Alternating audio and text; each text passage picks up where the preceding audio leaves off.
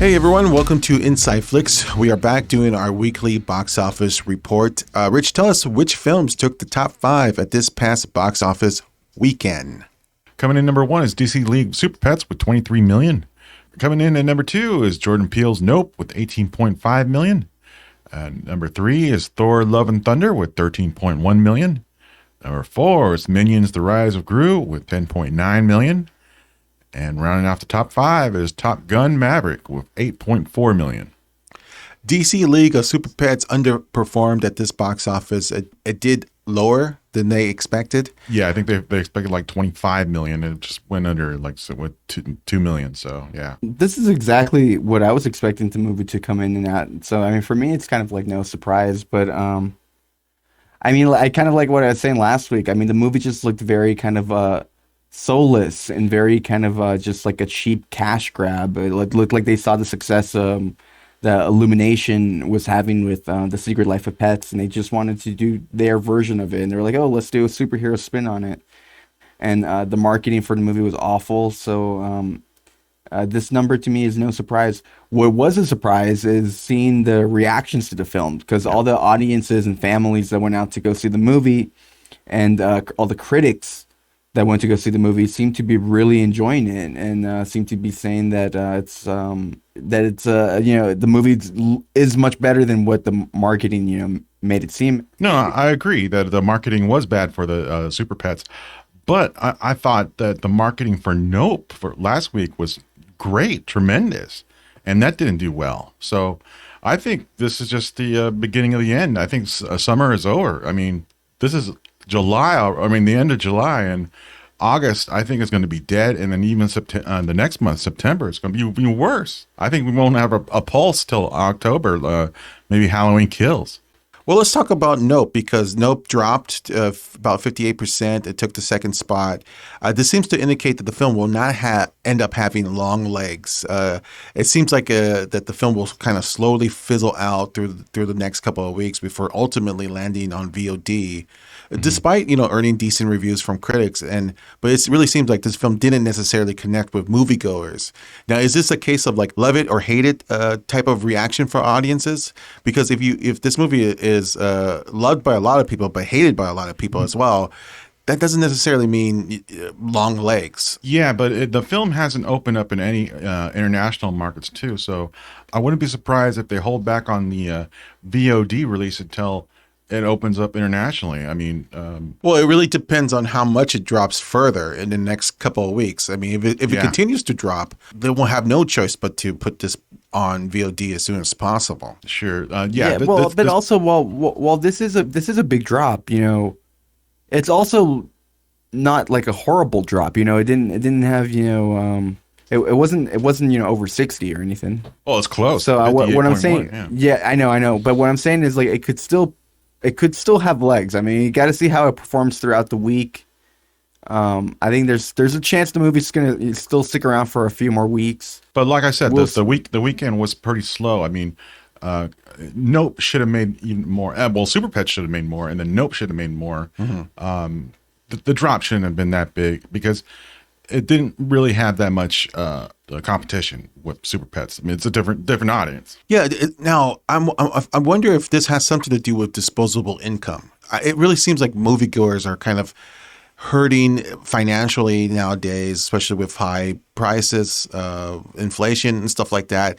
It really feels like moviegoers are not going to the theaters because they need to make cuts. They need to cut their budget. Sure. Oh, yeah, I absolutely agree. And that also kind of goes back to the whole thing of like a whole kind of movies becoming devalued now. People would kind of much rather just watch a Netflix movie at home or something, because they have, access to hundreds of films or whatever, for $15 a month. And, a lot of these, studio films that come out, especially during the summer, there are these very kind of soulless movies that have, very little thought put into the screenplay. And they, people go see these movies in theaters, these movies that kind of, I don't know, let's say like Bullet Train or something, for example, and they end up watching it and then, it delivers on the spectacle, but you by the end of the film, you're just like, what was the point of that? You know what I mean? And that's kind of the type of movie that, people expect now, on Netflix. You got the recent Gray Man, which kind of fills in that spot. So it's like kind of like, why would I go see Bullet Train in theaters? Why would I go in theaters and be disappointed by Bullet Train when I could stay at home and be disappointed by Gray Man? It's the same thing in the end of the day. That's why I bring up disposable income. It seems like people don't have that much in their bank account. Maybe they were paying a lot of bills on credit card, and now that credit card is getting bigger and bigger. And like, well, we got to cut some things here, and maybe going to the movie theaters on the weekend. That's the first thing to cut, especially when these movies are not really connecting to audiences today. Well, that's why I was totally surprised by Nope, because I really thought the marketing on that one was done so well. Yeah, we all thought that this movie was going to be like the next big summer box office hit, and yet it's not doing as well as we expected. And look, original films, and it's a rated R movie, these are kind of two negatives. So these are two kind of setbacks for them because these movies don't tend to make a lot of money, or at least the money we're thinking of.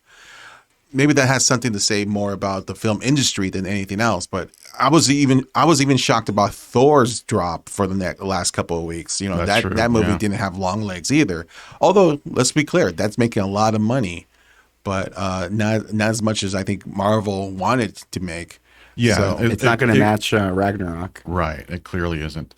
But Top Gun Maverick, let's go back to Top Gun Maverick. I mean, this one is record-breaking. Yeah. Domestic-wise, it's made $650 million so far. Internationally, $671 million. Worldwide total, $1.3 billion. So you're saying that Top Gun Maverick is breaking through the top 10. What's his ranking now and in the domestic tally for all time? It's at number 9, just past the Avengers this weekend. And most likely will surpass Jurassic World and maybe even Titanic by next weekend. It'll be close because it's just that close. It's really unfortunate. It's just like this is the only one movie that is breaking these records, and I don't think that's enough to really save this summer's box office, which to me seems very slow and very kind of lukewarm. It's over. I mean, it's unofficially over. Yes.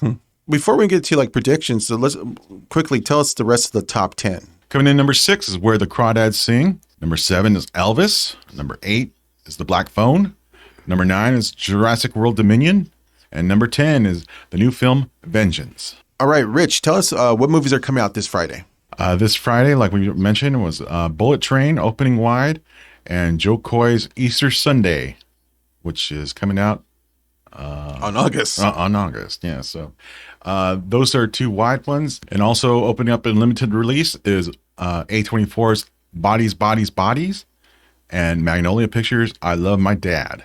And Rich, I think surprisingly, there's some big movies exclusively coming on streaming. What are those movies? The movie that we mentioned last weekend, 13 Lives, it'll be opening up on Amazon Prime. Also, the new Predator film, Prey, will be on Hulu. The new animated film, Luck, will be on Apple TV Plus. And the new horror film, They, Them, will be on Peacock. So what is your predictions for Bullet Train? This is Brad Pitt's kind of, I would say, his take on John Wick. Yeah, I don't really see the movie doing super well. I do think the movie's going to be a hit, but I see it kind of coming in the mid-20s. If it does just moderately well, it'll come in around where Super Pets came in. And if it does actually really well, like if it's able to kind of really tap into this kind of international audience and stuff, then I think it'll probably come in like a 31 or 32, but I don't see it tapping into the international audience. The marketing for the movie I think has been good. I think the movie is kind of everywhere, but I just don't know if it's captured people. And I think part of the problem with that is just that I think a lot of movies like Bullet Train were kind of getting on streaming, like Netflix just released The Gray Man. And, everyone's saying that The Gray Man's an immensely entertaining movie, but then you get to the end of it and you're like, what a, soulless waste of time. And I think that's kind of, exactly, the type of experience that, Bullet Train's going to end up delivering. And I think people are just kind of a little tired of that. Well, I'll be more optimistic and I'll go ahead and say like around 35.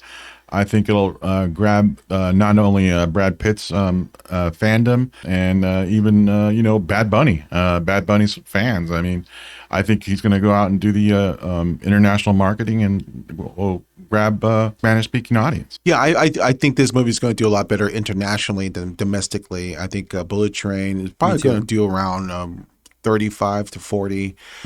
Brad Pitt is not necessarily a big box office draw. He's, the last previous films have been like these prestigious dramas. Once Upon a Time in Hollywood did very well, but it opened pretty soft, but this is different. This is him doing John Wick. This is him doing action. So I don't think this is going to be a big opener, but I think this is going to have, if it does catch on, it will have legs. I think you're right, because I think that's a lot of the movie's success now. It does kind of come down to word of mouth. I think that's kind of it depends. It depends on the legs, and you have to have people talking about it. You know what I mean? On social media and just people talking about it on in life. Yeah. The other big release in the weekend is the comedy Easter Sunday. What do you think that is going to come in at? Because I'm personally guessing that it's going to maybe come in at I don't know, like 13 million, I guess. Well, I would say this. There's a kind of a strong, loyal Filipino audience in America, and they're definitely going to support this movie. Oh, yeah. So I think they're definitely going to show up and check out this film. How big the audience, how much that equals to box office tickets, I don't know. But I think they're definitely going to go see this movie this weekend. I don't think it's going to get that many screens. So I would think it'd probably be under 5 million. Yeah, I think it's definitely going to. I definitely think it's going to open within the top 10, possibly the top 6. So we'll see. Mm-hmm. All right, that was our thoughts on the box office. We'll be back next week with box office results. All right, thank you for watching InsideFlix. Bye-bye.